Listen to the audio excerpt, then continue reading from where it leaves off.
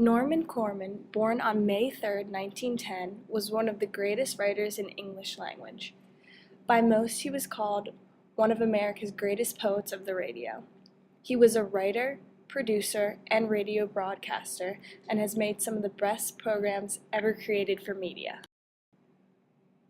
Corwin was a writer and producer for CBS in the 1930s and 1940s. He was best known for his dramatizations of American history, vivid human interest reports from abroad during World War II, adaptations of American literary works, and dozens of radio plays. Corwin had many programs that ranged from genres of drama, comedy, love stories, satire, fantasy, mystery, Bible stories, history, media analysis, philosophy, and much more. His programs on current events and the stories of America are excellent examples of the arts. All of these together are the definition of how to create the greatest possibilities of sound and of the radio. One of his most celebrated broadcasts came 8 days after the Japanese attack on Pearl Harbor, when 4 American radio networks simultaneously carried We Hold These Truths, a kind of docudrama produced for the 150th anniversary of the Bill of Rights, with performances also by Orson Welles, James Stewart, Edward G. Robinson, Lionel Barrymore, and Walter Hudson. Over the years, Corwin has worked in a wide range of media, publishing a number of books, writing television shows, and movies. Out of the many famous books he has written, one of them was called Holes in a Stained Glass Window, among many other great works of literature.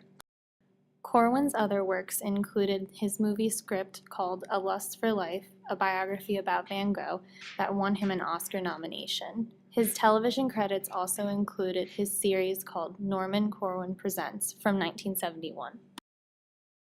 Instead of focusing on movies and TV scripts, in the 1990s, Corwin returned to radio.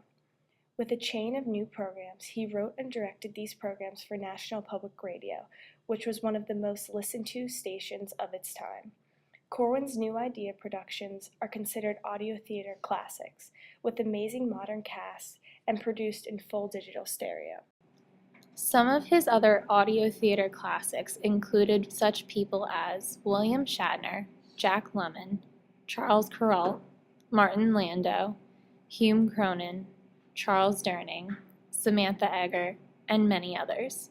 In the 1940s, Norman Corwin was nearly as well known as Franklin Delano Roosevelt. A quote by Larry King had said, "When radio was king, Norman Corwin was its prime minister."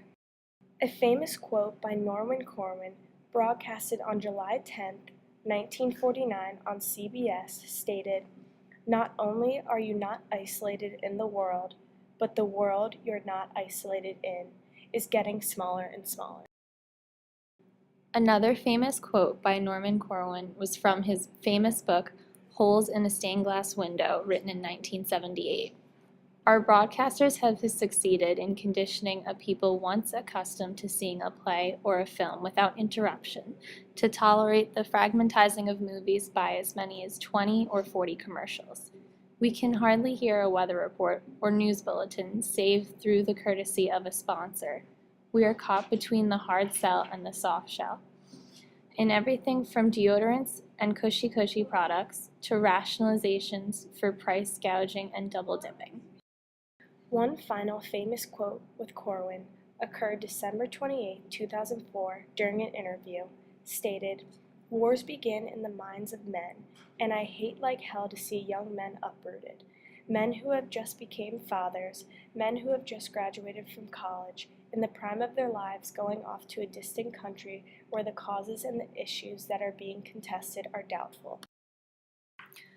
Up until his death in 2011, Corwin had been teaching creative writing at the Idlewild School of Music and Arts in Idlewild, California, and had also been a writer and writing resident at Annenberg School for Communication and Journalism at the University of Southern California since 1979. Over 3.5 decades later, Corwin passed down to his students the values of integrity, empathy, and excellence. Ernest J. Wilson III, the dean of USC Annenberg, had said, And even as the profession of journalism evolved, his contributions remain powerful and influential. USC Annenberg will proudly carry Norman's legacy into the future. The National Radio Hall of Fame is described as a museum dedicated to recognizing those who have contributed to the development of the radio medium throughout its history in the United States. The Hall decided to recognize Norman Corwin's legacy to journalism and inducted him in 1993. The Hall has given him his own webpage that can be found on the Radio Hall of Fame website. Unfortunately, Norman Corwin died on October 18, 2011, in his Los Angeles home. He was preceded by his two children, a son named Anthony Leon and his daughter, Diane Arlene.